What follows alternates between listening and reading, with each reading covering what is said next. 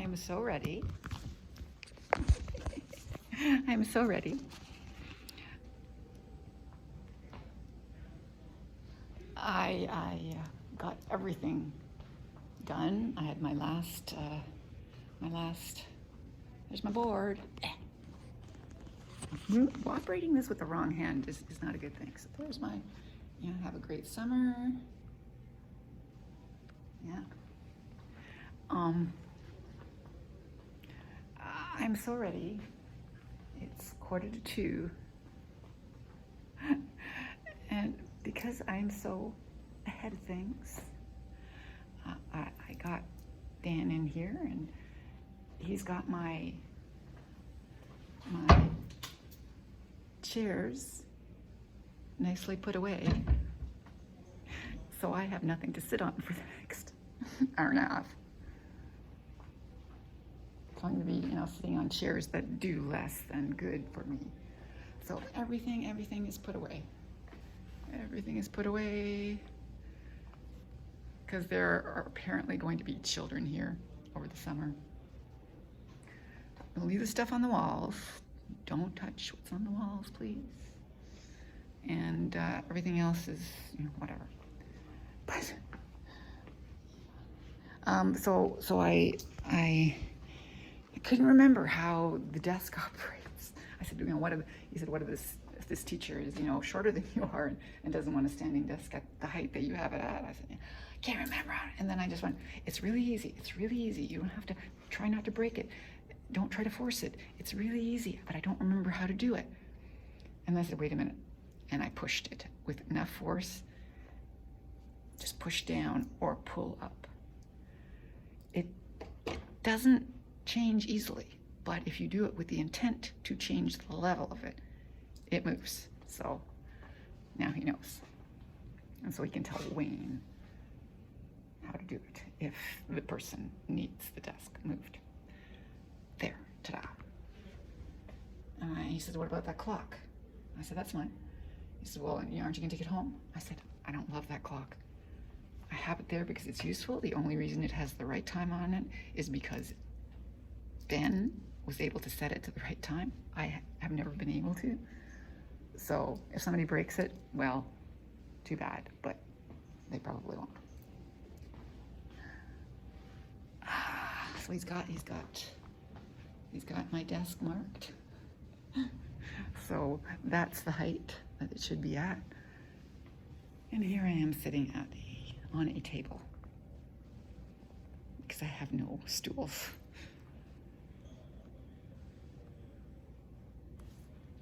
So it's 1:45. I think maybe I'll chat with Stephanie and see what she's doing over at St. Mary's downtown. Some people still have to actually teach. Why do they have to teach and not do conferences? Because they are supplying for teachers that are not here.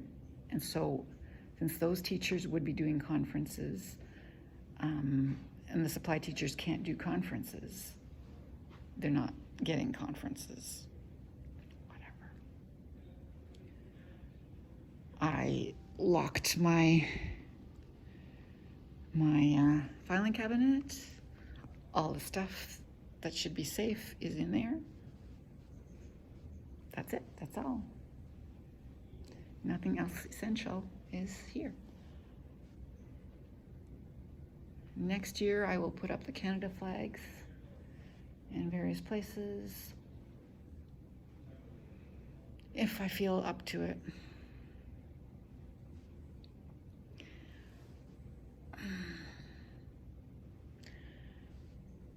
I guess this really won't mean anything to you, and I still need to find out more.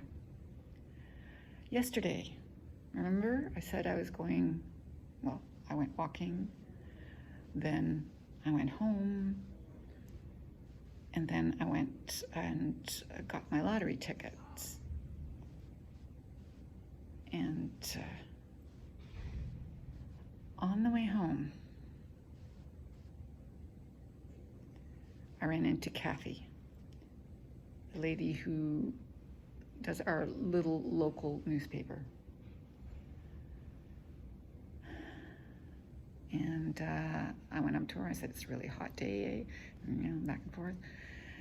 And she said, so have you heard anything about Jeff? I went, heard anything about Jeff? What should I have heard about Jeff? And she says, oh, you don't know? I said, no, I don't know. Tell me. She says, well, I don't know if I should. And I said, well, I'm sure Gail will tell me. She says, yeah. She said, he tried to kill himself. He tried to commit suicide. So this is Gail's son, who lives at home. He's in his early 40s, has the beautiful Labradoodle, Leia, and he tried to kill himself. Yeah, so that was not good. That was not nice to hear. That was horrible. So we'll have to find out tomorrow morning when Gail comes by what happened there. But that was a shocker. I like Jeff. He's a nice guy. I mean, I don't know him well. I've just seen him the odd time when I go there. I gave him 2 boxes of Oreo cookies. And he seems a nice enough guy. I guess he has issues. He's been one of those kids all his life. And as an adult, he's gotten worse.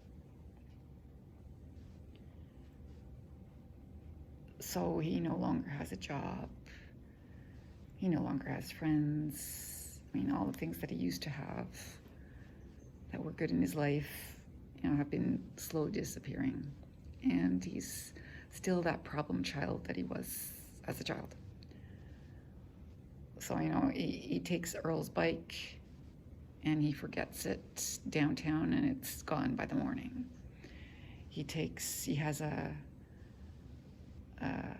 skateboard and some kids beat him up and steal it from him. And, one thing after another.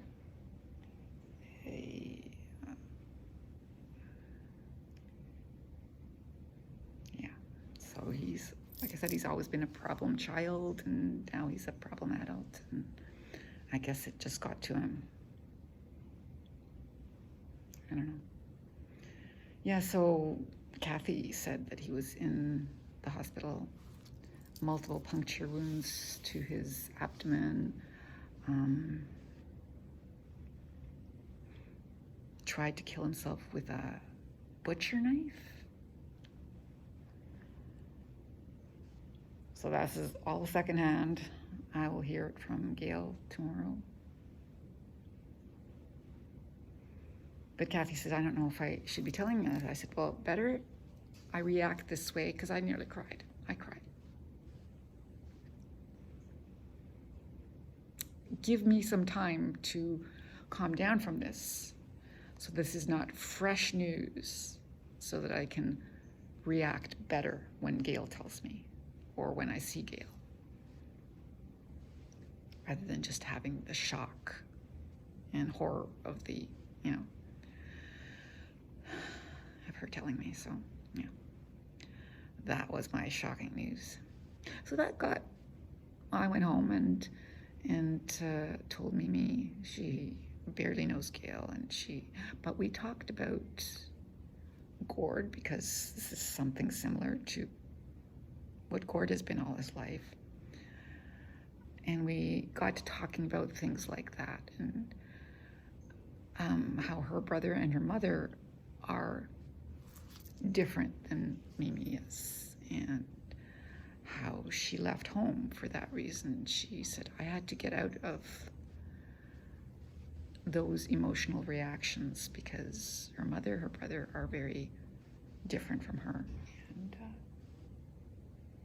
yeah, she's not with, I mean, she loves her mom and everything, and she sees her mom and everything, but she could not live with her anymore. So she had to get out because she's not that kind of a person herself. Yeah, so here we are. Ooh, almost 1:55. So one of these classes will be finished at 2 o'clock, and Yarka's students, there are 2 students that Yarka has that are in Tracy's class right now that Yarka thinks are going to go to Pauline and cause a ruckus because they didn't get what they thought they should get. Like one of my students, says, my reading should not be at that. I know how to read. The only reason that I am at that reading is because of the other students. The other students, they bring me down, and they